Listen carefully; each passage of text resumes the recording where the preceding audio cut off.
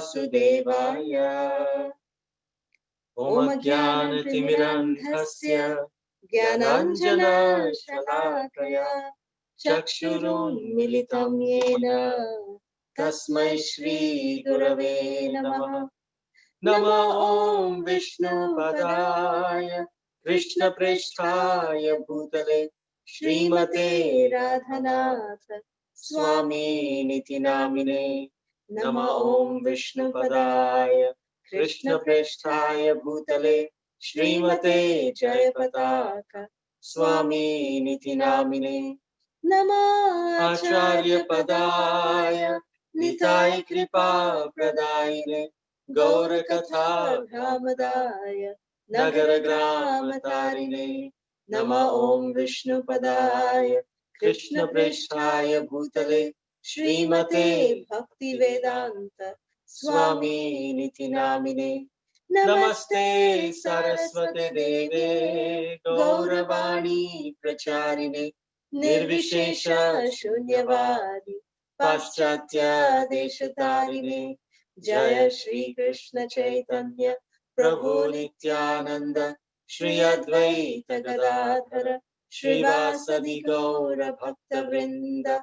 Hare Krishna Krishna Krishna Hare Hare Hare Rama Rama Rama Hare Hare. Hare Krishna. We welcome all of our YouTube Live listeners, our listeners over Facebook Live, and our listeners over Zoom. Welcome to this day 4 of Sri Chaitanya Mahaprabhu's South India Yatra. And so today we will discuss, yesterday we visited Siddhavat, then we visited Vridhachalam, Tirupati, Kanchipuram. If you remember, Sri Kalahasti or Trikalahasti, and Vridhaloka, Kumbhakonam, and Papanasham. Today we will visit Sri Rangam, the holy place of Sri Ranganath. Can we have the slides, please? Sri Rangam, Madurai, Rameshwaram, Malaya Parvat, Kanyakumari, and the Adi Keshava temple. So these are the 6 places that we will visit today. Everyone ready? Haribo! All right. Let's, next slide, please. Now, we come to Sri Rangam. So in Sri Chaitanya Charitamrita, in Madhya Leela, in chapter 9, Srila Krishnadas Kaviraj Goswami says, in text 80, he says, Kavirite snana kori dekhi Ranganath, stuti pranati kori mani lakritarth. After bathing in the river Kaveri, Sri Gauranga Mahaprabhu saw the temple of Sri Ranganath and offered his ardent prayers and obeisances. Thus he felt himself to be very successful. Can we have the next slide, please? So this is the beautiful temple of Sri Rangam. Jai Sri Ranganatha Swami ki jai. This is the Gopuram, very, very tall. And extremely colorful. It's so colorful. You can see these beautiful pastel colors. You know, when we come to Rameshwaram, we'll see a very similar Gopuram, but that is white. Rameshwaram is white in color. The Gopuram is white, and Sri Rangam is got these beautiful colors. So this is Sri Ranganatha Swami, Sri Rangam Kshetra ki jai. Next slide, please. So this is Sri Ranganatha Swami temple at Sri Rangam. Next slide, please. As we just discussed, Mahaprabhu first took a bath. This is the inside, part of, you can see the architecture and the beautiful carvings inside the temple of Sri Ranganath. Next slide, please. As was mentioned in the Chaitanya Charitamrita, Sri Gauranga Mahaprabhu, he first took his bath at the Kaveri river, and then Mahaprabhu entered and took darshan of Sri Ranganath. So let us also take bath in this Kaveri river and meditate on Sri Gauranga Mahaprabhu and his unlimited mercy on fallen conditioned souls. So let's sprinkle the water. Please, let's take 3 dips inside the Kaveri river, and then, remembering Gauranga Mahaprabhu, let's do this beautiful snana or the bath in the Kaveri river. And then with a purified body, a purified mind, a purified intelligence, let us enter into the Sri Ranga Kshetra. Next slide, please. So if you see this Sri Ranganath Swami ki jai. If this particular Sri Rangam is actually near Kumbakonam and in the city Tiruchirappalli or Trichy, near that city, and it's one of the largest temples in India. There are 7 walls, 7 roads that are surrounding this temple, and the supervisors of this temple have been great Vaishnavas like Sri Yamunacharya, Sri Ramanujacharya, Sudarshanacharya, Sri Sudarshanacharya, and all these different others. In fact, there was a very celebrated disciple of Ramanujacharya. His name was Kuresh, and Sri Ramapalli was the son of Kuresh, whose son was Vagvijaya Bhatta, whose son was Vedavyasa Bhatta, who is also known as Sri Sudarshanacharya. So, to understand the glories of Lord Ranganath, when Sudarshanacharya, the descendant of Kuresh, when he was an old man, Muslims, they attacked the temple of Ranganath. They killed about 1,200 Sri Vaishnavas. And at that time, the deity of Ranganath was transferred to the temple of Tirupati in the kingdom of Vijayanagar, where we went yesterday. Now, the governor there, he brought Sri Ranganath from the temple of Tirupati to a place known as Simha Brahma, where the Lord was situated for 3 years, from Tirupati to a little place.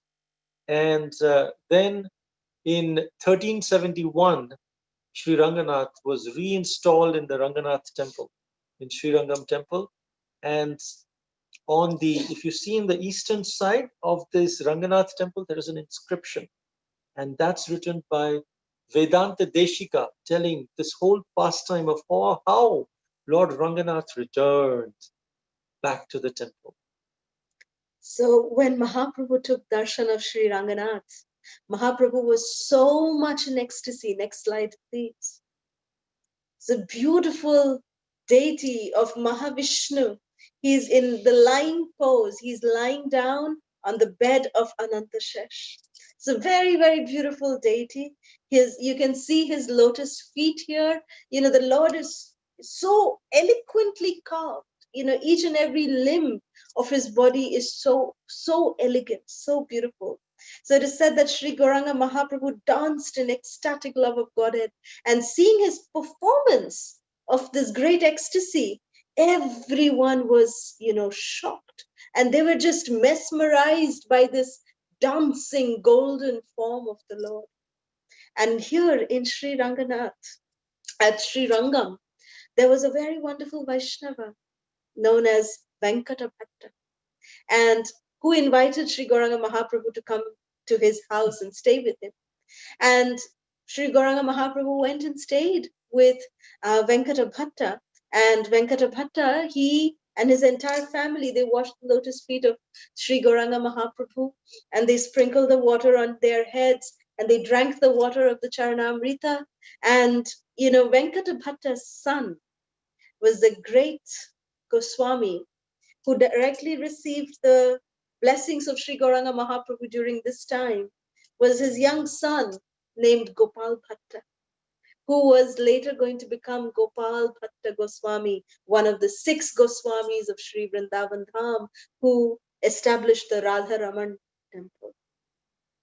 So then Lord Caitanya, he continued to stay at the home of Sri Venkata Bhatta, and because the Chaturmasya, when Mahaprabhu, by the time he arrived at Sri Rangam, Chaturmas had just started. So Venkata Bhatta requested the Lord to please, because sannyasis, because it's 4 months, it's the rainy season month. So generally, even these travelers, the sannyasis, they would not travel during these times. They would just stay wherever, that place would be, where they are, and they would continue to do their sadhana over there. So Venkata Bhatta requested Mahaprabhu not to leave for these 4 months, and Mahaprabhu agreed. And then Mahaprabhu, every day he would take his bath in the Kaveri River and he would visit the temple of Sri Ranganath every single day. And it was, the beauty is said, the beauty of Gauranga Mahaprabhu's ecstatic love of God and, the dancing of Sri Gauranga Mahaprabhu was witnessed by everyone.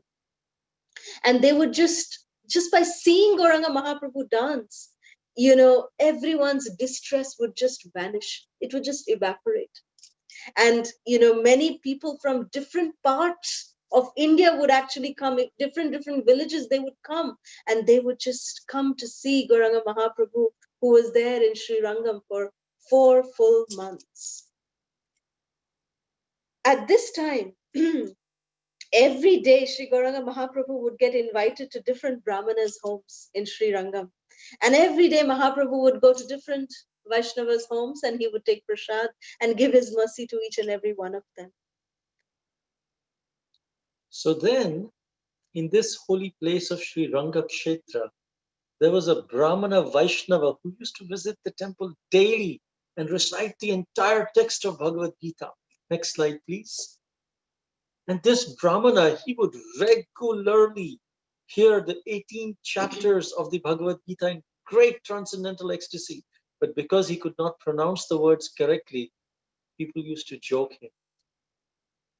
Shripad Ramanujacharya ki jai. Before we continue with the story, we'd like to offer our love and obeisances to Shripad Ramanujacharya, who so wonderfully came and established Sri Vaishnavism all over India.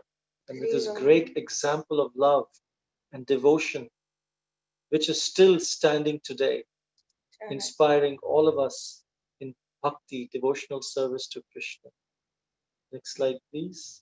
So we take blessings from Shripad Ramanujacharya and come to this place where Sri Chaitanya Mahaprabhu visited in Sri Rangam. This is in the Sri Rangam temple complex, just a little bit away, but it is in like very near Sri Rangam temple. It's a walking distance, 2 minutes walk. And this is the place where Lord Sri Chaitanya Mahaprabhu visited in 1510 and stayed for 4 months at Sri Rangam in the house of Venkata Bhatta. So this temple that we see, this is called as the Jagannath temple. Next, Jagannath Mutt. If you see, if you just pinch it out a little bit, you'll see on the right hand side of the devotee who's standing there, it says Jagannath Mutt. So this is the temple of Lord Jagannath. And can we have the next slide, please? This temple is right opposite to the home of Sri Venkata Bhatta. Jai Shri Jagannath Baladev Subhadra Devi ki jai. So Gauranga Mahaprabhu would miss Lord Jagannath, and it is said that Mahaprabhu himself carved these beautiful deities of Sri Jagannath, Baladev and Subhadra. And then after taking darshan of Sri Ranganath, every day Mahaprabhu would come here. And you can see on the picture on the right-hand side, the Lord Chaitanya is standing at the Garuda Stambha. And right below that, there's the lotus footprints of Sri Chaitanya Mahaprabhu also, that he would come here every day to take darshan of these beautiful Jagannath, Baladev, Subhadra. And you can see how they're so beautiful. That's so true. They're so adorable that they look, like the typical Andal style they have. So Mahaprabhu, because Jagannath has come to South India, so, jis desh raho wahi bhesh pehno, na? So it means whichever place we go to, we should wear that kind of vesha. So because Jagannath has come to the south, to the abode of Sri Ranganath, therefore they are dressed as Sri Ranganath Swami. So this is how so beautifully, this is the, yes, you're right, this is the Andal Shringar, like Lady Shubhadra, she is as Andal Devi, goddess Mahalakshmi Devi. So yes, so next slide, please. Now we see This is the house right opposite the temple that we just visited, blank opposite. This is the house of Sri Venkata Bhatta, where Sri Chaitanya Mahaprabhu stayed for 4 months. And this is where he cultivated Sri Gopal Bhatta Goswami, the son, illustrious son of Srila Venkata Bhatta. You can see both of us are standing there behind, like below. Um, this is in 2001 that we had actually visited there. So this wonderful place, home of Sri Venkata Bhatta, right opposite the Jagannath temple that we just saw. If you zoom out, then you probably could see us. But yes, this is a picture that was taken. So Next slide, Jai please. Shri Venkata Bhatta ki Yeah. Jai. Please grant us the same humility, devotion, love with which you served Sri Gauranga Mahaprabhu. Please inspire us that we can also serve in the same way. Hari Bo. Next slide. So, as we were talking about this Brahmana that Sri Chaitanya Mahaprabhu witnessed and came across, who was reading the Bhagavad Gita, and he would regularly read the 18 chapters of the Bhagavad Gita. Great transcendental ecstasy, but because he could not pronounce the words correctly, people used to, joke about him because of his incorrect pronunciation. Some would criticize him, some would laugh at him, but he did not care. He was full of ecstasy due to reading the Bhagavad Gita, and he was personally very, very happy. And he was reading the book. This Brahmana, he experienced different transcendental bodily transformations. His hairs on his body stood on the end. Tears would well up in his eyes, and his body would tremble and perspire as he read. These are all symptoms of great ecstasy. We should not try to imitate it. But this Brahmana was, even though he was illiterate, he was manifesting these symptoms of ecstatic love. Sri Gauranga Mahaprabhu, when he saw this Brahmana, he asked him, "My dear sir, why are you in such ecstatic love? Which portion of Bhagavad Gita is giving you such transcendental pleasure?" The Brahmana, he replied, "Well, I am illiterate. Therefore, I do not know the meaning of the words. Sometimes I read the Bhagavad Gita correctly, sometimes incorrectly. But in any case, I am doing this because my Guru Maharaj ordered me, in compliance with the orders of my spiritual master. Therefore, this Brahmana, his spiritual activities did not depend on material things, correct pronunciation, or what are people going to say. His success, rather, depended on strictly following the instructions of his spiritual master. That is the secret to success in spiritual life. Yasya deve para bhaktir yatha deve tatha guru tasyaita katita yartha prakashante mahatmana. Only unto those great souls who have implicit faith in both the Lord and the spiritual master are all the imports of Vedic knowledge automatically revealed. This is in Shvetashvatara Upanishad 6.23. And then the Brahmana said, actually, when I read the Bhagavad Gita, I can only envision, I can only see Lord Krishna sitting on a chariot as Arjuna's charioteer. He's taking his reins in his hands. He's appearing very beautiful in Megha Shama, blackish blue. And while I'm envisioning and seeing Lord Krishna sitting in a chariot, instructing Arjuna, just that vision, I'm filled with ecstatic happiness. As long as I read the Bhagavad Gita, I simply see the beautiful features of the Lord. This is the reason that I'm reading the Bhagavad Gita. And my mind just cannot be distracted from this particular vision. Gauranga Mahaprabhu, his eyes became wide. He told the Brahmana, indeed, you are my authority in the reading of Bhagavad Gita. Whatever you know is the real purport of Bhagavad Gita. Then Gauranga Mahaprabhu embraced this Brahmana. And the Brahmana, he held the lotus feet of Lord Chaitanya and he began to cry.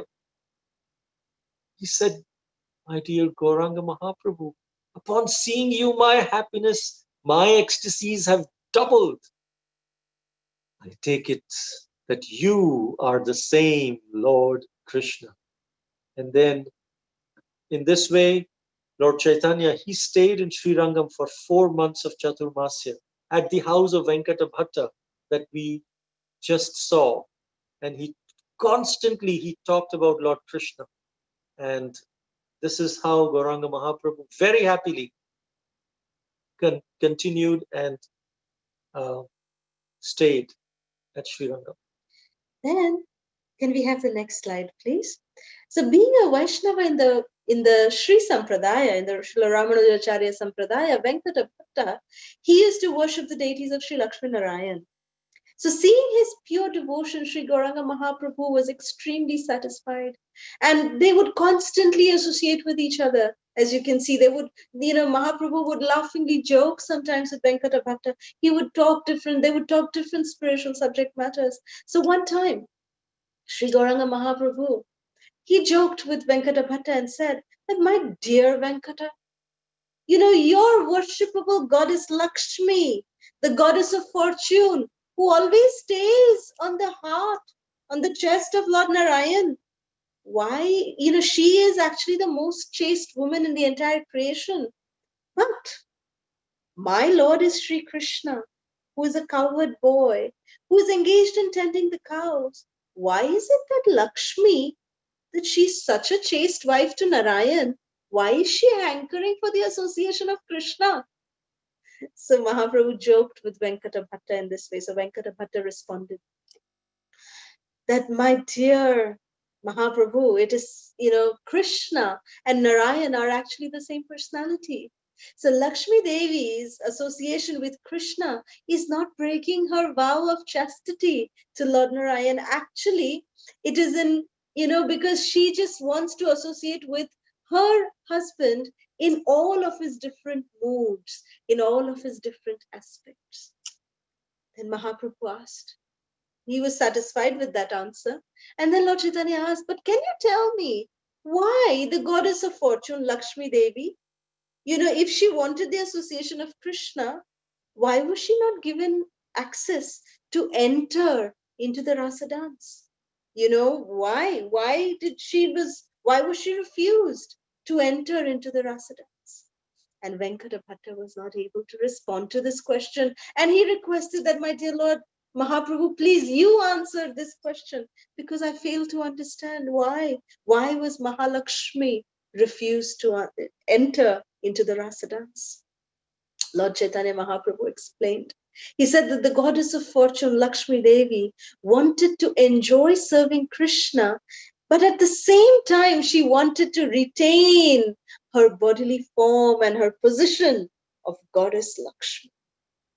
She did not want to follow in the footsteps of the gopis, who have they have even, they have given up everything for the service of Krishna. So Mahalakshmi Devi did not want to, accept the anugatya or the servitorship of the gopis.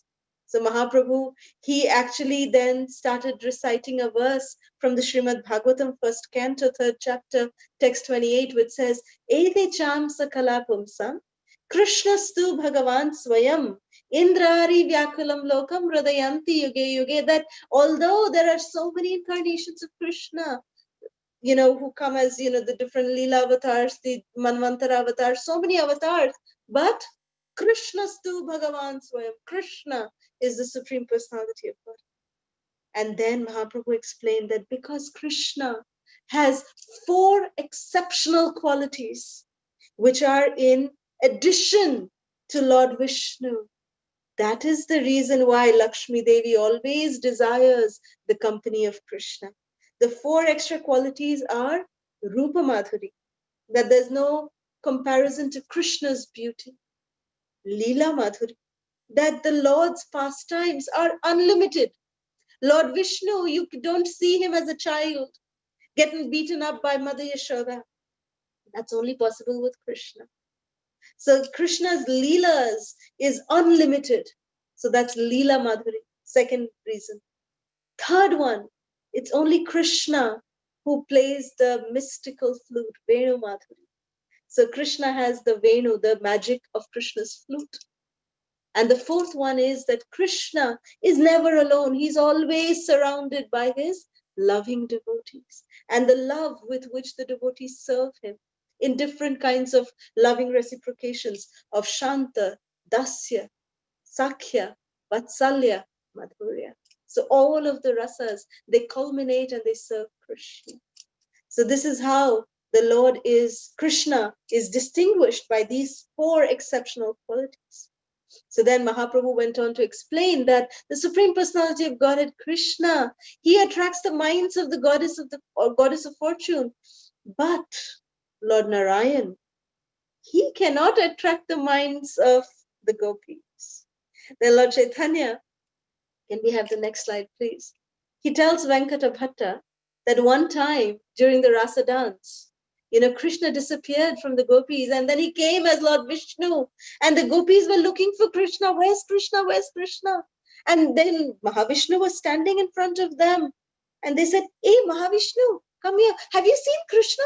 Didn't go by from here. Have you seen him? So the gopis were not just interested. So that's the point that Mahaprabhu made to Venkata Bhatta, saying that, Krishna is the supreme because he can attract even the mind of the goddess of fortune. But Lord Vishnu is not capable of attracting the mind of the gopis. So this is how the Supreme Personality of Godhead is, Krishna, he is the supreme. So in this way, Mahaprabhu went on to explain, and Mahaprabhu finally concluded to Venkata Bhatta saying that there is no difference between the transcendental forms of Lord Narayan and Lord Krishna. So different forms are manifested due to the different attachment of different devotees. Actually, the Lord is one, but he just appears in different forms to satisfy his devotees in different moods. And therefore, we should understand it this way, and that the Lord Sri Krishna is the origin of all of this. So then Venkata Bhatta, he heard these wonderful, beautiful explanations from the Lord, and he said very happily, out of your causeless mercy, you have told me so many glories of Lord Krishna. Now, because of your mercy, I can understand that devotional service unto Krishna is the supreme form of worship. Out of your causeless mercy, you've made my life so much successful. But then, alas, when the period of Chaturmasya was completed, Sri Gauranga Mahaprabhu took permission to leave from Venkata Bhatta. And then after he visited Sri Ranganath, he proceeded further towards southern India. Jai Sri Ranga Kshetra ki Jai. Srila Gopal Bhatta Goswami was so attached to Chaitanya Mahaprabhu. Please, I want to come with you. He was a little 7-year-old boy. I want to come with you. I want to come. Gauranga Mahaprabhu said, Gopal, you stay here and you take care of your parents. They are Vaishnavas. Once they grow old, you serve them, and when they leave their bodies, come and join me in Sri Vrindavan Dham. So in this way, actually he told, come to Jagannath Puri, and there he told him to go to Sri Vrindavan Dham. But this is the love of Gopal Bhatta Goswami when Lord Chaitanya personally played in the lap of Sri Gauranga Mahaprabhu in this way. Next slide, please. So from Sri Ranganath, Sri Rangam, Lord Chaitanya went to the city of Madurai, which is actually said to be the oldest living city. It is said that this city is 2,500 years old. in that sense, it's considered to be the oldest living city. Shri Madurai Dham Ki Jai. This is actually considered to be Mathura. Madurai is considered to be the Mathura of South India. Just like different here in Sri Chaitanya Charitamrita, it is said, Dakshina Mathura Aila Kama Koshti Hoite Taha Dekha Hoila Eka Brahmana Sahite. When Sri Chaitanya Mahaprabhu arrived at southern Mathura, which is Madurai, from Kamakoshti, he met a Brahmana. This southern Mathura is known as Madurai. It's situated on the banks of the river called Agai. And this place of pilgrimage, this Madurai, is specially meant for the devotees of Lord Shiva. Therefore, it's also called Shaiva Kshetra, the place where Lord Shiva is worshipped. Next slide, please. So this is again another view of the city of Madurai. Next slide, please. So you can see so many temples in this city.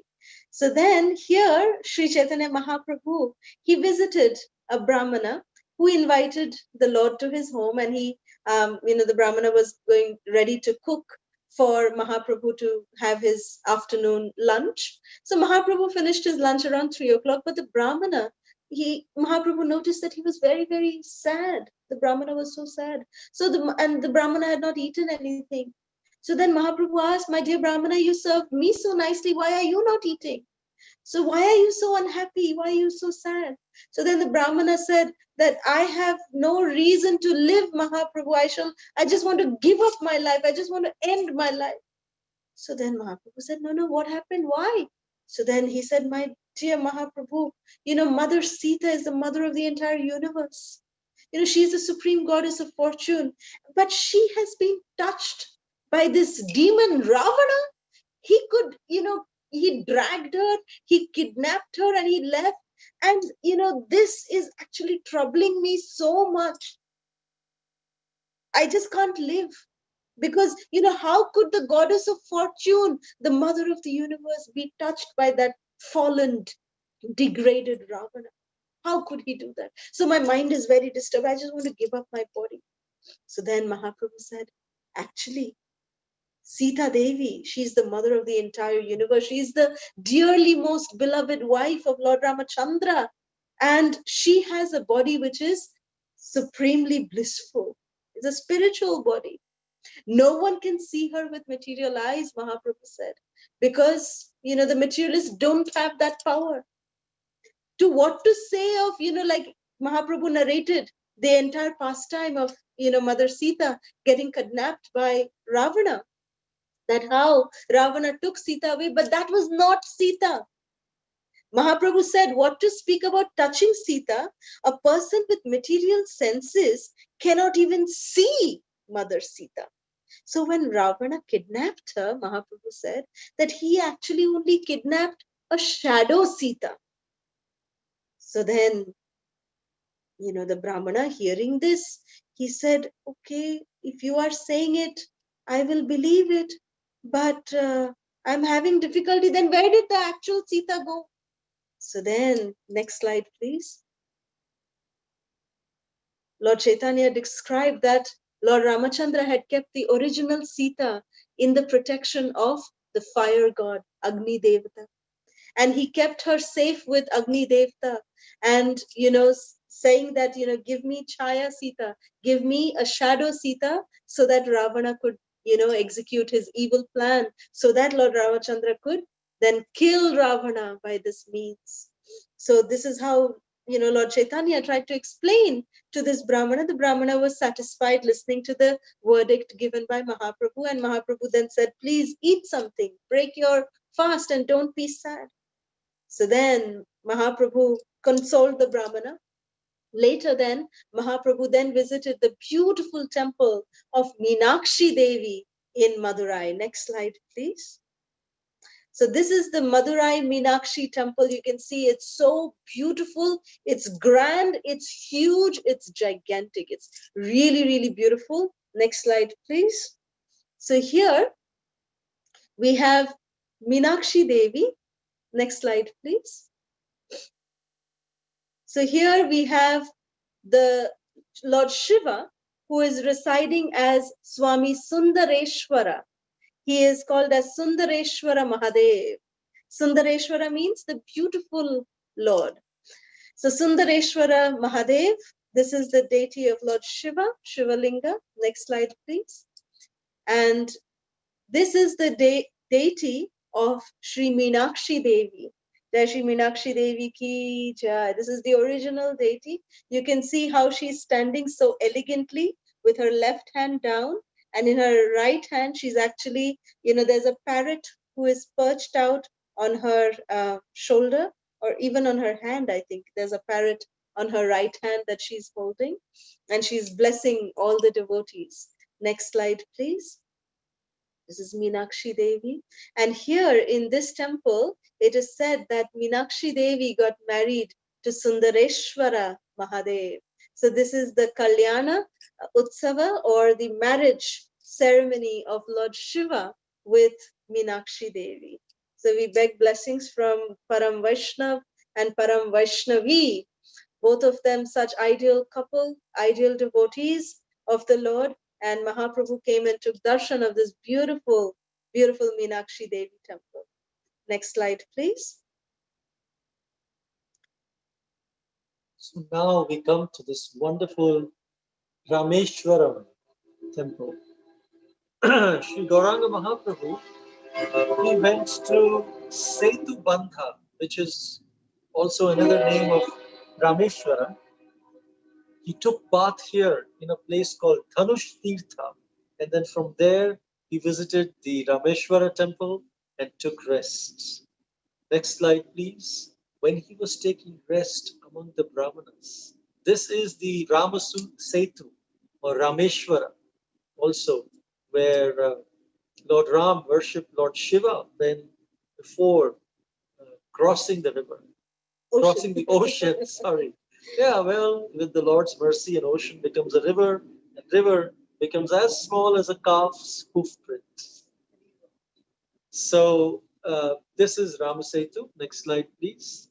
You can see here the bridge that Lord Ramachandra built with the army of monkeys to come to rescue Mother Sita all the way to Lanka. They're building the Rama Setu. So next slide, please. Lord Caitanya took bath here at Sri Rama Setu, and there's a very beautiful temple right near Rama Setu where we visited, and which has these floating stones from Rama Setu. They are put in this tank. On the left-hand side picture, you can see they are in a tank of water, and these stones don't float. Don't drown, don't sink. They float in the water. And Prabhu actually tried to lift them. The pujari said that please lift the stone. Very, very heavy, but they're just floating. And as soon as he lifted, he dropped it because it was so heavy. He dropped, the stones started floating. They don't sink. Generally, this is beyond the law of nature. This is how beautiful, Lord Ramachandra's, Rama Setu stones are here. And the pujari actually very mercifully gave us a small piece of, Rama Setu stone also to bring back with us. So we have that little stone also with us. Very merciful. Next slide, please. So Mahaprabhu came here, visited, and here Lord Caitanya was listening, amongst the Brahmanas. Lord Caitanya was sitting and listening to a narration from the Kurma Purana about Mother Sita. And there he heard about the Sita Devi's narration. And it said, this Kurma Purana, it said, when he was petitioned by Mother Sita, at that time, fire god, Agni, brought forth an illusory form of Sita, and Ravana, who had 10 heads, kidnapped the false Sita, the original Sita, then went to the abode of the fire god. And when Lord Ramachandra, he tested the body of Sita, it was that false, illusory Sita that had entered the fire. And during the Agni Pariksha, the fire god Agni brought the original Sita from his abode and delivered her safely to Lord Ramachandra. This statement was from Kurma Purana, and that confirmed Chaitanya Mahaprabhu's statement to that Brahmana in Madurai. When Sri Chaitanya Mahaprabhu heard these conclusive statements from Kurma Purana, he was in great happiness. Wow, this is what I have been understanding. This is true from the Shastra. And then he asked the Brahmana who was reciting from Kurma Purana, can I get these manuscripts? I will bring it back. I want to take these back to Madurai to show that Brahmana, because his heart is aching because of this doubt that he has in his mind about Mother Sita being separated from Lord Ram and touched by Ravana. I want to satisfy him. The Brahmana gave his permission. Lord Chaitanya, since this Kurma Purana was very old, this manuscript was also very old. So Sri Chaitanya Mahaprabhu, he took possession of the original leaves on which Kurma Purana was written to have a direct evidence. The text was then copied onto new leaves so that the Purana be replaced. And Lord Chaitanya took the original Purana. He returned back from Rameshwara to Madurai.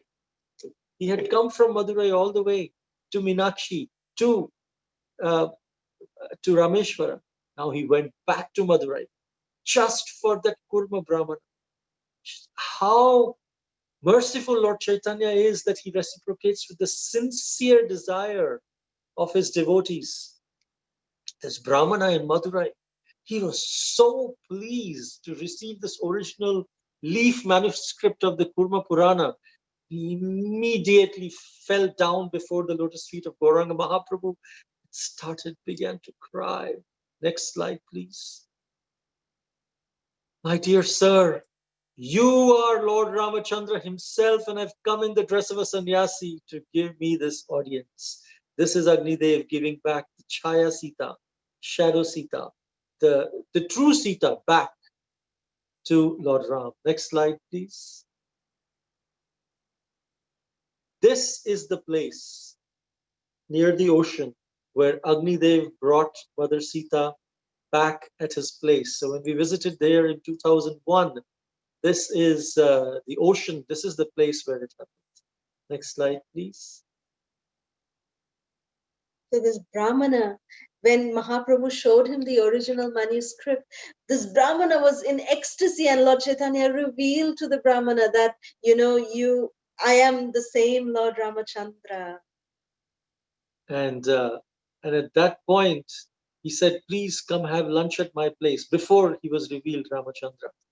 Then he cooked food and first-class dinner he offered to Gauranga Mahaprabhu. And then Mahaprabhu revealed to him the actual, that I am that same Lord Ramachandra. Next slide. Next slide, please. So Sri Chaitanya Mahaprabhu, he passed that night in the house of this Brahmana. And then he came back to Rameshwaram. Then he came back to Rameshwaram. Now, this Rameshwara temple has 22 tirthams. When we go from one to the next, the priests pour a bucket of water from each of these tirthams.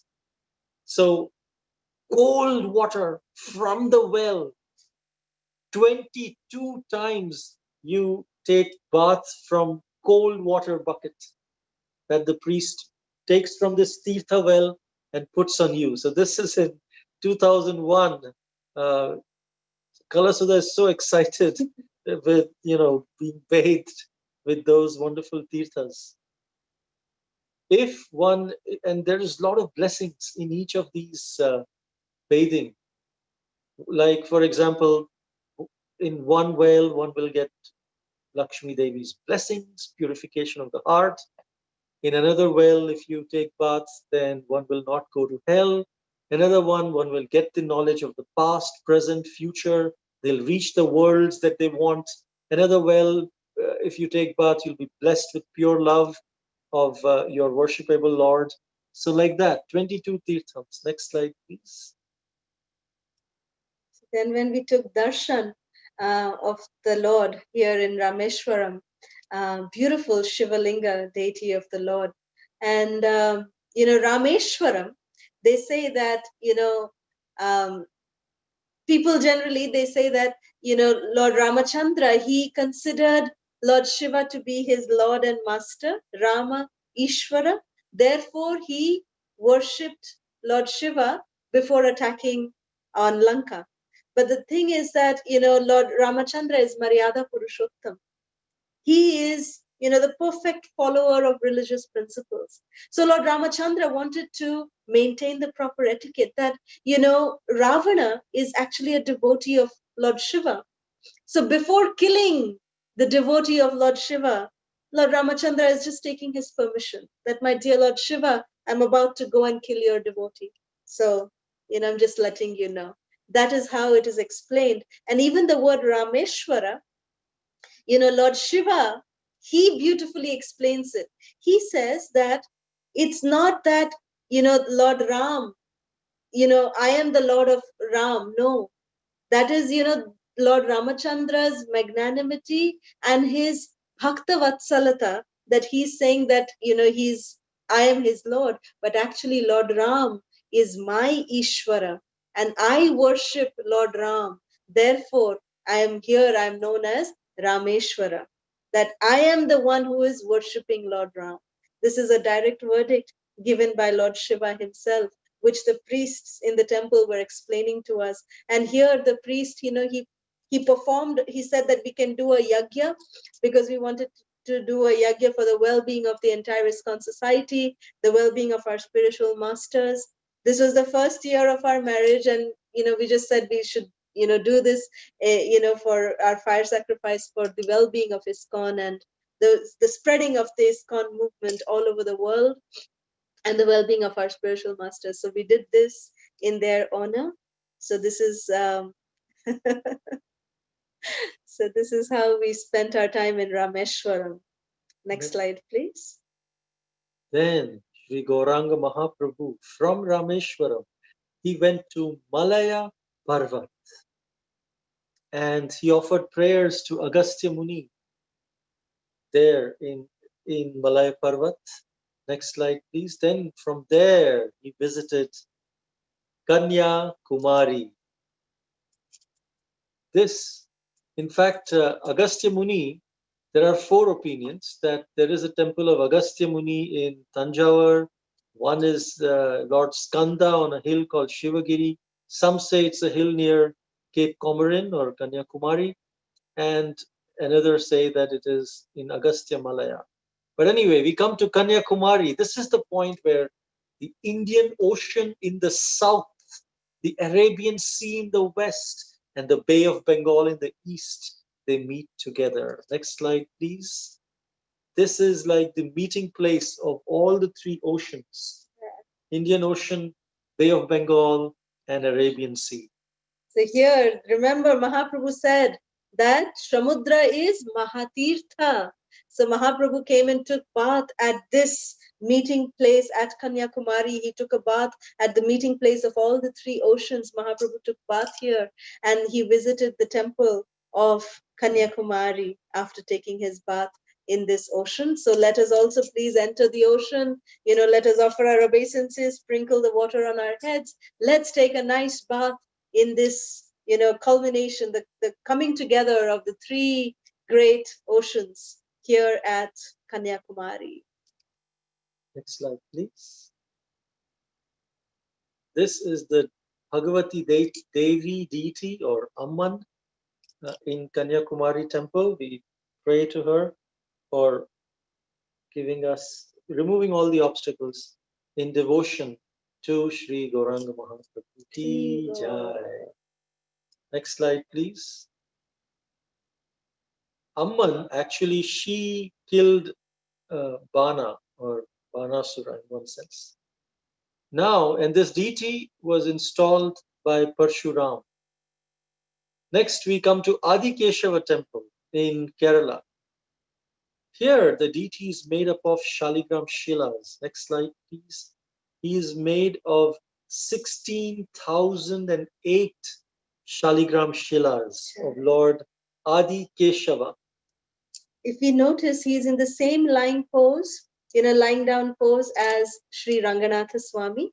And, many devatas are worshipping and glorifying, Adi Keshava.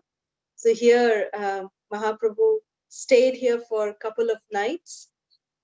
And Mahaprabhu took very beautiful darshan of the Adikeshava temple, Adikeshava Lord, and he was overwhelmed with ecstasy when Mahaprabhu saw Adikeshava deity. It is said that Mahaprabhu was overcome with spiritual ecstasy. And, everyone present in the temple was astonished to witness the ecstasy of Sri Gauranga Mahaprabhu. So then, in the temple of Adikeshava, Gauranga Mahaprabhu, next slide please, he discussed spiritual matters amongst so many different devotees. And while he was there in Adikeshava temple, Sri Gauranga Mahaprabhu found a chapter of the Brahma Samhita, where Lord Brahma describes his remembrance of how he had the darshan of Lord Krishna was revealed at the beginning of creation to him. And so Sri Chaitanya Mahaprabhu, he was so happy. Keeping this Brahma Samhita in his hand, he was exhibiting symptoms of ecstasy, trembling, tears, perspiration, trance, and jubilation. Next slide, please. And then Sri Gauranga Mahaprabhu just danced with Brahma Samhita in his hands for the pleasure of Lord Krishna. For this Brahma Samhita described authentically from the tip of his toenail to the tip of his peacock feather, how Krishna actually looks. What are his glories?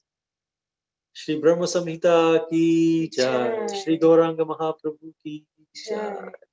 So in honor of Mahaprabhu finding the Brahma Samhita, we will just recite one verse of the Sri Brahma Samhita, the first verse.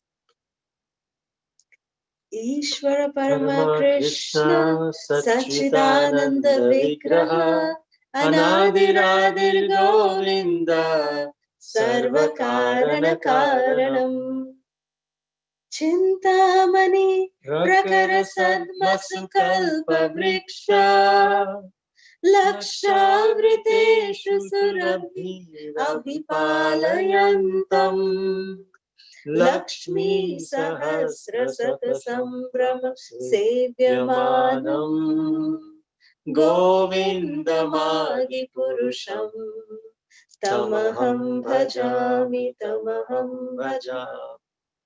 Jai Shri Gauranga Mahaprabhu ki jai. Next slide, please. So today we went to day 4 to Sri Rangam, Sri Ranganath Swami ki jai, to Madurai, to the southern Mathura, to Rameshwaram. From there we went to Malaya Parvata, to Kanyakumari, where the 3 oceans meet. This is where Gauranga Mahaprabhu went. We followed him there. And then to Adi Keshava temple, where Gauranga Mahaprabhu found the 5th chapter of Sri Brahma Samhita. So tomorrow we will again continue to follow Sri Gauranga Mahaprabhu's footsteps and understand the glories of these wonderful places. Sri Padmanabhan temple tomorrow, Murugan temple, Thomalai temple, all these different places that Sri Gauranga Mahaprabhu went. We can end the slideshow here, and today we will sing the bhajan, He Nath Narayana Hari. So we request if the lyrics can be posted in the chat.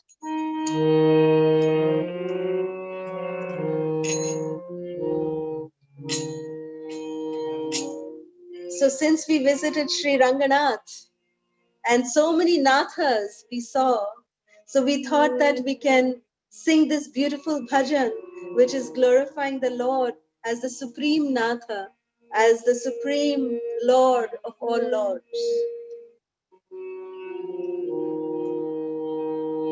He Nath Narayana Hari He Nath Narayana Hari Jaya Gopala Krishna Murari Jaya Gopala Krishna Murari He Nath Narayana Hari He Nath Narayana Hari Yadava Madhava Mukunda Krishna Keshava Govinda He Yadava Madhava Mukunda Krishna Keshava Govinda Vasudeva Giridhari Vasudeva Giridhari He Nath Narayana Hari He Nath Narayana Hari He Satya Sanatana Prabhu He Nitya Niranjana Devu He Satya Sanatana Prabhu He Nitya Niranjana Devu Dinabandhu Dukhari Dinabandhu Dukhari He Nath Narayana Hari He Nath Narayana Hari. And then in glorification of Sri Ram, because we followed him to Rameshwaram, and to the Brahmana in Madurai, it was revealed the glories of Lord Ram.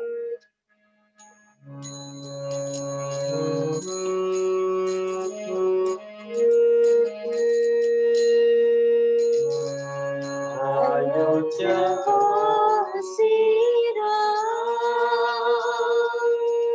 Ram Dashratha Nandan Ram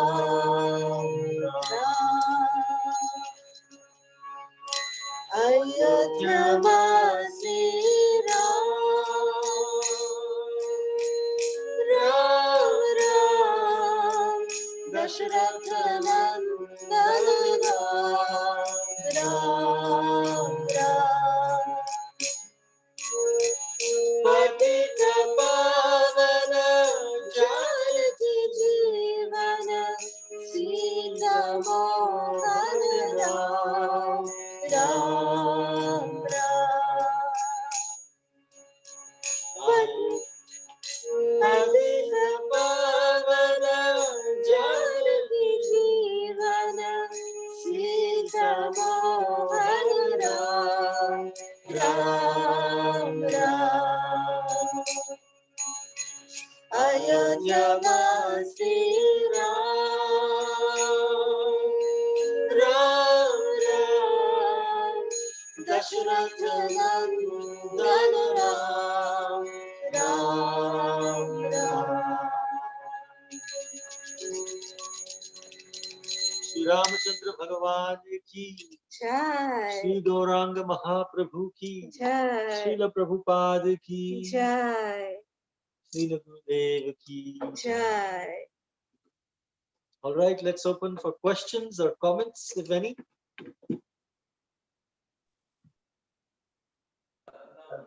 Garima. Hare Krishna Vita. Hare Krishna, Dandavat Pranam, all glories to Srila Prabhupada and Gurudev. Jai. Jai. You're in a photo frame today. Yeah. It wants to say hi. Yeah. I have one question, that who is Shaligram Shila? Is Shaligram Shila Govardhan, or who is he? Oh, Adi Keshava, whose Shaligram Shila he is made out of? It's Vasudev Shilas. Vasudev Shaligram Shilas. And these Shaligram Shilas are different than Govardhan Shilas. Govardhan Shilas are found in Sri Govardhan. Shaligram Shilas are found in Nepal, in Gandaki River. In the Gandaki River in Nepal, there are several Shaligrams. If you put your hand in water, pick one, you may get a Shaligram Shila. And there is a special insect called Vajrakita, which goes around and makes special markings on these rocks, which indicate different lords' teeth. For Nrsingadev, it'll have marking of teeth. There is Sudarshan Shaligram. There is different Shaligrams based on the pastime of Tulsi and Shaligram Vivah, which we can say some other time, maybe the last day of Kartik, is Tulsi Shaligram Vivah. And in Nepal, Shaligram Shilas are found. Yeah, I understand. And you were saying that prayer of those two shlokas of Brahma Samhita. I know whole Brahma Samhita. Oh, wow. Hari Bol. Wonderful. That's so nice. I want to say the two shlokas. Okay. Ishara Krishna Sachidananda Vigraha Anadir Adir Govinda Sarva Karana Karanam Chintamani Prakara Sadmasukalpa Vriksha Lakshavrate Surabir Abhipalayantam Lakshmi Sahasra Satasam Sevyamanam Govindamadi Purusham Tamaham Bhajami. Hari Bol. Wonderful. Wonderful, Vita. Thank you. Hari Bol. Kirti?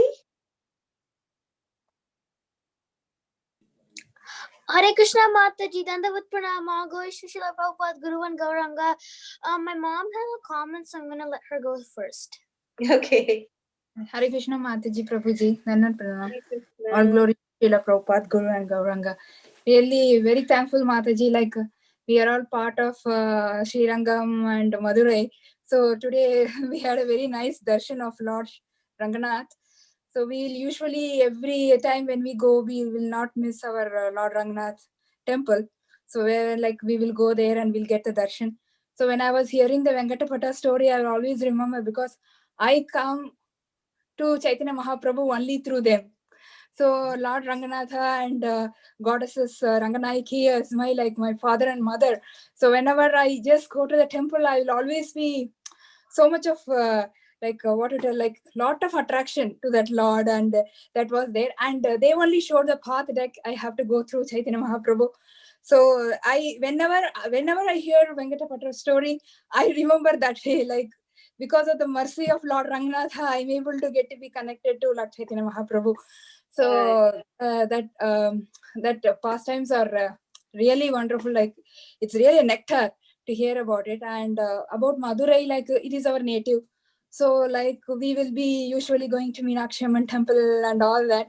So whenever first time when I was hearing Chaitanya Charitamrita, like Mahaprabhu has went to all the places, I was so excited. Like Mahaprabhu came here and it is lotus feet is touched here and there. So I really felt where Mahaprabhu might have sit here, might have been there here, or he might have moved in, like he might be walked in that street and all sort of things. Like I really got excited whenever, like when I started knowing about it, like Mahaprabhu has come to South India and he has visited so many places. So whenever I go there to temple, I really felt it. Oh my God, like Mahaprabhu might be here 500 years before. He must be sitting here and he was just talking to so many people. So that was really very exciting, Mataji, like today. And about Rameshwaram also. So we will be usually going to Rameshwaram and we will get the Tirthas. Prabhuji was selling about 22 Tirthas. We also very excited to go there because Kirti was too small that time.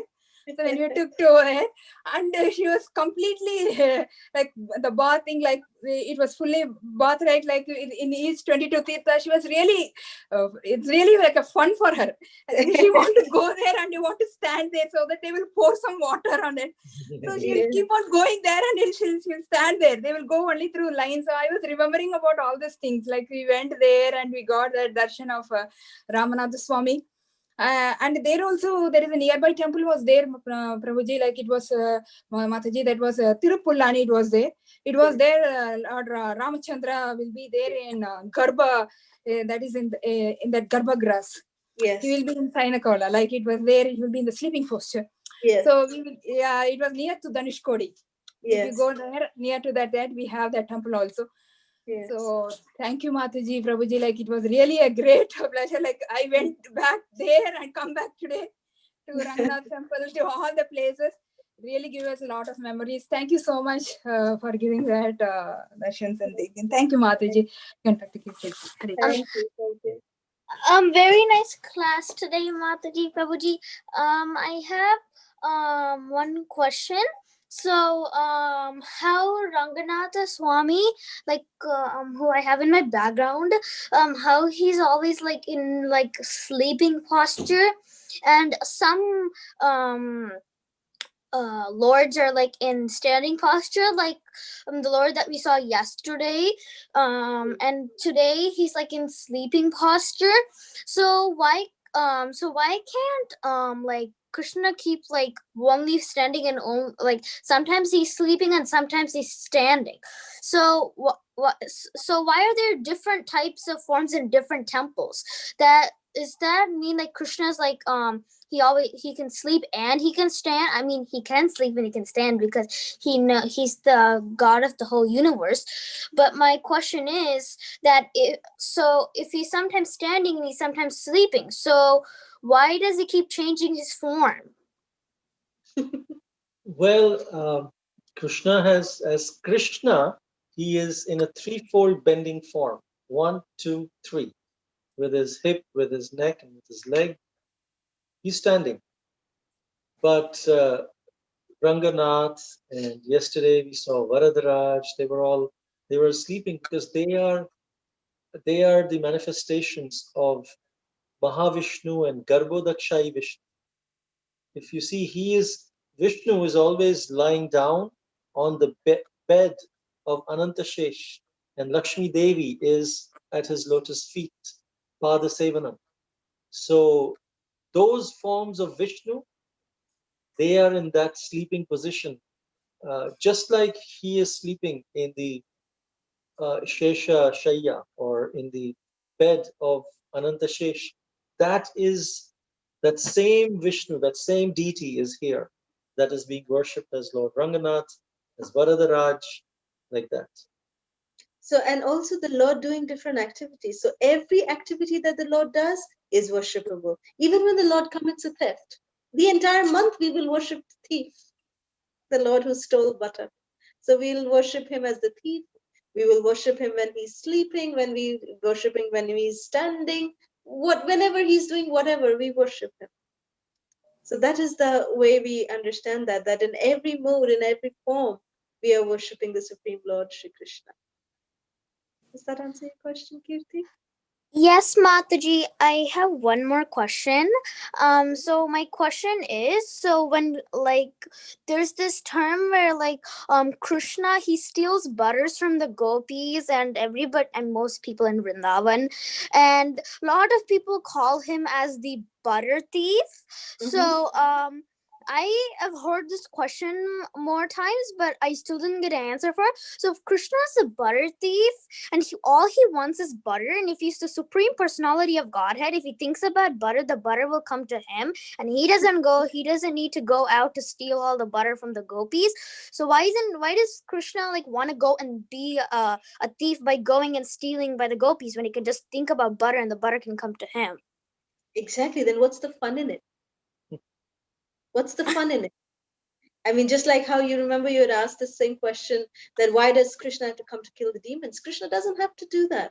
He just, boop, and the heart stops beating. He'll stop breathing. He doesn't have to come and, fight and punch and, construct a bridge and, come all the way to Lanka and kill him and, do all these things. He doesn't have to do all that. Why does he do it? Because he wants to give pleasure to his devotees. Because when the devotees, they remember these beautiful pastimes, that how the Lord did all these things, and Krishna stealing butter, he would actually do it because the gopis, they would feel so much happiness. They would actually, hide it in different locations in their home so that Krishna doesn't find it immediately. And every day would be a different kind of a game for them. Oh, where can I hide the butter today? Where can I do it today? And then Krishna would come and he would say, oh, today I know. By smelling, he'll find the fresh butter, and then he'll go find the butter and he'll go, steal the butter. And the gopis would be so happy. Oh, Krishna stole butter. And then they would make the complaint. They would say, oh, Krishna, why are you doing all this? They go complain to Mother Yashoda also. All this is just to increase the love of the gopis, to give pleasure to his devotees. He's actually not stealing the butter.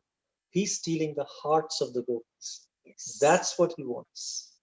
By stealing butter, under the pretext of stealing butter, he's actually stealing the hearts of all the devotees. That's his goal. Thank you, Mataji, Prabhuji. Hare Krishna. Well, Vita, thank you. There are some questions on the chat. One of the questions was, is Yoga Nidra state in your Lord lies on Sheshanag? I believe Yoga Nidra is for Mahavishnu, who is the first Vishnu. He just lies down and in the causal ocean. And I don't think there is Sheshanag there at that time, but he breathes out, millions of universes come out of his millions of pores. And he breathes in, those universes come in. We are actually right now in the middle of the breath of Mahavishnu in his Yoga Nidra. And all of this material world is going on in his sleep, in his Yoga Nidra, in his transcendental dream. And that's each pore, one universe comes out. In that each universe, Mahavishnu expands as Garbhodakshay Vishnu, where he's lying down on taking resting on the Sheshanag. So Garbhodakshay Vishnu on Sheshanag, Mahavishnu, he's just lying on the causal ocean in Yoga Nidra. Okay. So there was a question on what is the qualification of worshipping Shaligram. It's a huge list. But yes, one should be Pancharatrik Brahmin initiated to worship the Shaligram. There's a lot of qualifications, lots of regulations that need to be followed in following and worshipping the rules and regulations in worshipping a Shaligram Shila. And what is Vasudev Shaligram? Based on the different carvings, the way, as Prabhu said, the Vajrakita is a kind of an insect that eats stone. So this Vajrakita, it makes different carvings on the body of the stone. And based on the different markings, based on the, the different kinds of Sudarshan chakras, how many Sudarshans are there, what kind of markings are there in different stones, there's an entire, a text which says what marking says which Shaligram. So, that's how we understand which is a Vasudev Shaligram, which is a Vamana Shaligram, which is a Varaha Shaligram, Nrsimha Shaligram. So many different Shaligrams. So I hope that answers the question. Anjali, Hare Krishna. Hare Krishna. Dhanvat Pranam. It was so beautiful again, and the like Kirti's mother said, it was like all the memories came back. I have been to Tiruchi Mandir, and I have been to Rameshwaram in Madurai with my mother. It was around 7-8 years back, and it was beautiful, beautiful yatra. Though we didn't go to Kanyakumari, and like Prabhuji said, like pouring water of 22 wells, like I still remember. I was more scared for my mother, because she was on the heavy side and she was old, and then I was like, she should not slip. So it was like it is really was very, very different experience in Rameshwaram. They just, you stand and they just pour water on you. And I was saying, first time I said, oh my God, what it is. It was totally, it is really very how everywhere it is worshipped so differently. It is very, very like big learning also, and the devotions of all, it is so different. As you were mentioning just now about the saligram, and though I'm still waiting for Karthik to start to know about it, actually I'm also totally ignorant about saligram. Though I have one small saligram with me, which I have kept near Krishna, but I just daily make him bathe and just serve and all this. I don't know whether I am even qualified enough to do that. I just don't know. Please, could you just let me know? Sure. I mean, the best way to worship Shalagram is that, yes, he needs to be bathed every day, and tulasi and chandan, sandalwood, need to be offered to Shalagram Shila, and bhoga offering, some kind of food offering should be done. Arati should be done to Shalagram Shila. And it's better if we know what Shalagram Shila we are worshipping. So then the Shalagram Shila also needs to be, worshipped with the Mula mantras. There are some Mula mantras based on different Shilas. We should worship them with that. But otherwise, just the Hare Krishna Mahamantra, if you have, already been worshipping, just add the Hare Krishna Mahamantra when you're worshipping your Shalagram. That should be good enough too. Okay. Because I don't know, because it's very round and let's say chikna pathar, chikna, it isn't, they don't have any carvings or anything. And whatever you have told me, all that I am doing. So Okay. with the chanting. If he's completely round, round, then he's Vamana. Okay, completely round and not completely, like it's a little oval type. So no, if it's oval, then it's not. If it's completely round, then it's Vamana. It's said. Okay. But anyways, no worries. You can just chant Hare Krishna and worship. Okay, fine. Thank you so much. Thank worship with tulsi and chandan. Yeah, tulsi I offer every day. Yes. My mother has taught me all this. So she told me because he was married to Tulsi, and we had done once in my mother's house Tulsi Viva with Saligram. Yes. So Tulsi I offer every day, and when I'm making him I do chant that mantra also. Very so nice. This was just a thing, but beyond that, I don't know what my mother has taught me. This is good. This is good. This is perfect. What you're doing is good. Okay, thank you so much. Thank you. Hare Krishna. Hare Krishna. Uma Mataji.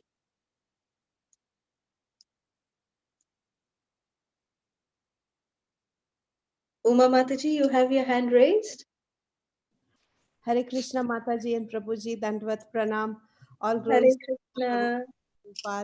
Mataji, actually, in today's yatra, you had spoken about the 22 tirthams. Yes. And Prabhuji mentioned that one of them was it lets you know about the past knowledge, present knowledge. Can you just throw a little bit light on that when you say knowledge? What does it mean? Well, it is just the glories of each of the 22 wells. If you take bath in that with proper consciousness, then there is a stuti for each of them. There is a phala that you get, and one of them, the phala, is that you would come to know the past, present, and future if you bathe like this in proper consciousness. And if Lord Shiva is pleased with you, he is Trikal Darshi, so he can bestow that blessing. 2 days ago, when we visited the Varaha Narsinghadev, you had mentioned about that story where the Vedas fall from Brahma's hands and it goes into the cosmos. And Narsinghadev takes the Varaha avatar and he goes in and brings it out. But then I was getting confused with the other Varaha avatar where it was Hiranyaksha that he fights against and he brings the earth back into the orbit, right? So in a timeline, if you say, how different is it? Like when did this happen versus when did the Brahmaji's pastime happen? So first Varahadev comes. Varahadev comes and kills Hiranyaksha, who is the elder brother of Hiranyakashipu. And then Hiranyakashipu, who is the younger brother, he gets enraged because Vishnu killed Hiranyaksha in the form of Varahadev. That Varahadev incarnation is because Hiranyaksha, he was exploiting Mother Earth's resources, and therefore Mother Earth, her balance was shaken. Even today, we are exploiting oil and so many different exploiting resources of Mother Earth. Eventually, sometimes the balance of the earth goes away, and she fell into the Garbhodak ocean. And so Varahadev, Krishna came as Varahadev. He dove, and then he took her back into the orbit. As he was placing him in the orbit, Hiranyaksha came because Narad Muni told him, "You want someone worthy to fight with you? Varahadev is the one." So he went and he challenged Varahadev. Varahadev ignored him, first put Mother Earth on her orbit, and then he turned around. And then they had a fight. And then in the end, Varahadev hit Hiranyaksha with his hooves in the back of his ear. And boom, Hiranyaksha just left his body. So his brother Hiranyakashipu got enraged, and he went to the mountains and started performing austerities, and Brahma had to come. He took those famous benedictions, and then his son is Prahlad Maharaj. To protect the devotion of Prahlad Maharaj, Krishna appeared as Lord Nrsingadev. And then, seeing Nrsingadev, Brahma was trembling because he's the one who gave the boon. And after Lord Nrsingadev killed Hiranyakashipu, the Lord was sitting on the throne and he was like roaring. Nobody was there to pacify the Lord. And all the devatas, especially Lord Brahma, was so scared to come in front of the audience of the Lord because he was scared that the Lord say, "Oh, because of you, Brahma, look what form I had to take." But the Lord is not like that. So because Brahma was so much fearful, the Vedas fell at that time from his hands. And at that time, Lord Nrsingadev assumed the form of Lord Varaha, and then he dove and he rescued the Vedas and gave it back to Brahma. So that is first Varaha came, then Nrsingadev came, then Varaha Nrsinga. Varaha Nrsinga. Okay. Thank you, Prabhuji. Thank you. Thank you. Hare Krishna. Vrinda Gopika Mataji. Hare Krishna Mataji, Koti Koti Danvat Pranam, Srila Prabhupada, Srila Gurudev ki jai. Mataji, you rememberize the Yatra with Gurudev. We are more than 4,200 Vaishnava Mataji, and it is Mataji like when we enter in Shri Rangam Dham, there is one Gopura, second Gopura, third Gopura, fourth Gopuram. There is a Gopuram Mataji, and one by we enter in a fifth Gopuram, and then also there is a 4,200. We are 4,200 Vaishnava and the local Vaishnava also. So we are sitting. It is difficult to stand those much hour. So we are sitting and hearing the pastime from Adi Janva Mataji, Adi Dwarkadis Prabhu, Srila Prabhupada disciple and Senior Brahmachari. And Mataji, finally we get the darshan and there is no light, Mataji. All the diyas is there and Shri Rangam Bhagwan ki jai in Sheshnaga and all the ornaments and all the pujaris are so good. They will give a darshan from lotus feet of Shri Rangam to pura Mataji darshan karate. Fir enter in Rameshwaram Dham. There also Mataji in a morning aarti, Mangla aarti, there is a Spatik Shivlinga darshan. And Mataji in all South India Yatra Maharaj said that South Indian Vaishnava और भर के भक्ति भरी हुई होती है. तो Mataji, in everybody's house there is a rangoli and they take bath and the morning aarti they attend. And Mataji, Maharaj take us in a Rameshwaram Dham. There is a two ocean, the blue ocean, blue water, and we can see that green water, and middle we are doing kirtan. And the Dhamvasi said that after 4:30 nobody will go there, and we went there morning 7:30. So Maharaj is all by jeep, and Mataji, there is no words that how much bhakti and how much determination in a Dhamvasi of South India Yatra, all the South Indian people. Maharaj is so much glorified, and the Rameshwaram story, and all the Sri Rangam story, and Mataji, all the pastime of Caitanya Mahaprabhu. And in Madurai Meenakshi temple, Mataji, I know that we are only 4 Vaishnav, 2 Vaishnavi and 3 Brahmachari, and 1 senior, very senior, maybe 85 years old. They give there is a people tree inside, and from that we take the darshan of Gopuram, Mataji. So very rare we get the darshan of that Gopuram, and then we give that darshan to all the Dwarkadis Prabhuji, Vishwarup Prabhu, Janma Mataji. So and everywhere in South, Mataji, there is so many Sesnaga and so many Sivlinga. And yesterday also you explained about all the pillars, 108 pillars, and Maharaj is doing kirtan up to 10:30, 10:40, 10:45. We get up 2:30 in morning, but not tired, Mataji. And that veil, Mataji, one by one we taking bath. That experience is totally different, Mataji. And then we finally enter in the Meenakshi temple and take the darshan, Mataji. Thank you very much. Koti Koti Danvat Pranam to your sincere seva. Only last 1 second. In Tirupati Balaji also we wait for 6 to 7 hours, Mataji, doing kirtan, and we Gujarati people are doing garba also, Mataji, there. And finally we take the darshan, or ek jhaki hui, Mataji, only for 1 or 2 minutes, and we have to run away. So that is a very pleasant experience to, it's 18 days and so much difficulties, and Maharaj always take prasadam at last. And Mataji, so many temple darshan, Lord Shiva's, and outside the temple also there is a 108 Seshnaga and Lord Shiva's Shivling, and so many pillars. And Maharaj take us in a cave, Mataji, gufa mein leke gaye the in Shri Rangam. Very rare we can take that darshan. And there also with diyas in every temple, with diyas we will take from lotus feet of Lord Vishnu to darshan in a Sheshnaga to up to the Pesha, Mataji. Koti Koti Danvat Pranam to your seva. Srila Prabhupada, Srila Gurudev ki jai. Hare Krishna, Mataji. Jai Jai Shri Radhe Shyam. Hare Krishna. Thank you so much, Thank you, Mataji. Mataji. Thank you so much. Hare Krishna. Garima has something else to say. Hare Krishna, Mataji. Prabhuji, I have one more question.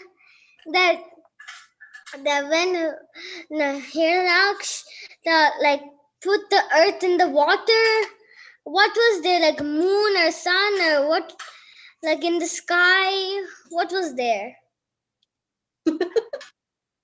They all were in Earth, they all revolves around the sun, right?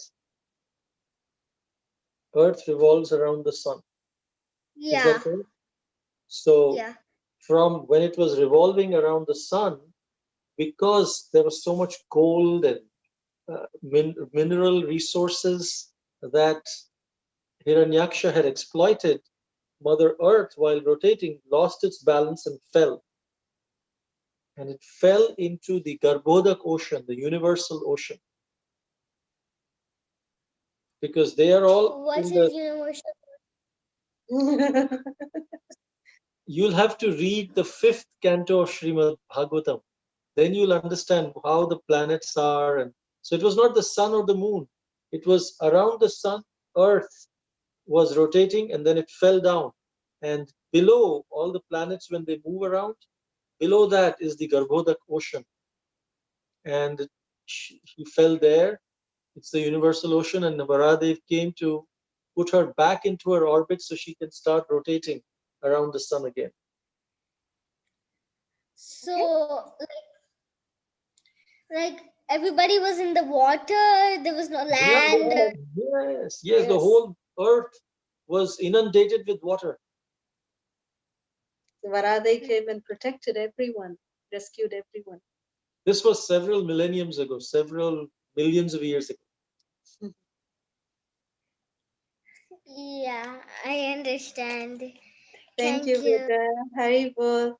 Devi Radhika Mataji, you have a question? Hare Krishna Mataji, Dandavat Pranam, Jai Srila Prabhupada. Mataji and Prabhuji, you showed deities of Jagannath, Baldev, Subhadra in the South Indian Alankar. Yes, in Sri Rangam, yes. So did Chaitanya Mahaprabhu carve those deities by himself? Or it is said, the local devotees also say that Mahaprabhu himself made the deities. That's what is said. Oh, Hare Krishna. I've never had darshan of those deities. Thank you so much, Mataji. And A 2-minute walk from the Sri Rangam Sri Rangam temple, from the Pushkarni. If you're coming out from the Sri Rangam temple, you take a left. Yeah. The temple is right keep walking, and in 2 minutes you will reach Venkata Bhatta's house. Opposite that is the this temple with Jagannath temple, Lord Chaitanya holding and having darshan of Lord Jagannath. Thank you so much for the darshan. Hare Krishna. Thank you. Hare Krishna. You have a beautiful name, Devi Radhika. Thank you. Hare Krishna. Hare Krishna. Any more questions? Mataji, I have one request that Mataji, you sing all bhajan from core of the heart, all the Shridham Vrindavan Dham I hear. So my humble request that make a video. Today you sing that Brahma Samhita and Ayodhya Vasi Ram and Kirtan and Mrudangas and Prabhuji's voice, Mataji. It is from different word, Mataji. You take us in a different word. It is not my experience. I think it's all Mataji's and Prabhuji will feel. Can you please make small videos so that we can share it in so many Srila Prabhupada family and everybody get the mercy of Srila Prabhupada, Srila Gurudev Mataji. Hari Hari Gauranga, Dandvat. By your instructions, we'll definitely try to follow your instructions. Thank you. Thank you for sharing this suggestion. Thank you. Hare Krishna. Kirti, if the deities are carved so long time ago, how are they still there? They are still there. No problem. Just like Rajapur Jagannath deities, they are also that long, actually. They are also there for 500 years. And they have been there and there has been no problem with them. So they've been staying, no problem. Hope that answers your question, Kirti. Any more questions? Because they are transcendental. Any more questions? But Mataji, can I ask like a quick question about that question? Yeah, sure. So, if they've been carved long time ago, wouldn't the wood and everything be like gone? Because like for 500 years, how would the wood and everything last? Wouldn't they all start to like scrape off? And how are they still looking so fresh? Because they would have been repainted, no? Just like Rajapur Jagannath. Rajapur Jagannath are also made of wood. And in fact, for over 150 years, they were covered in a termite hill. Can you imagine a termite hill covering something in wood? But there was not a, if wood is eaten up by termites, what happens? They get eaten up. Wood gets eaten up. It becomes hollow, right? The wood spoils. But here it seemed as if the termites were protecting Lord Jagannath, Baldev, Subhadra. This is the potency of the deities, that they stay like that. They act against, the laws of nature, basically. So, yeah. Okay, thank you, Mataji, Prabhuji, Hare Krishna. Thank you, Beta. Thank you, Hare Krishna. All right, if there are no more questions, we can end here. Because Chaitanya Mahaprabhu carved them himself, obviously it's going to be something undestroyable, right? Absolutely, absolutely right. Yes. They have been touched by the lotus hands of Lord Chaitanya. So how can they leave? Very right. Very correct. Thank you, Mamataji. Thank you. All right. Hare Krishna. Vancha kalpatarubhyascha kripa sindhubhyeva cha patitanam pavanebhyo Vaishnavebhyo namo namah. Hare Krishna. Hare Krishna, Mataji, Prabhuji, Dandavat Pranam. Dandavat Pranam.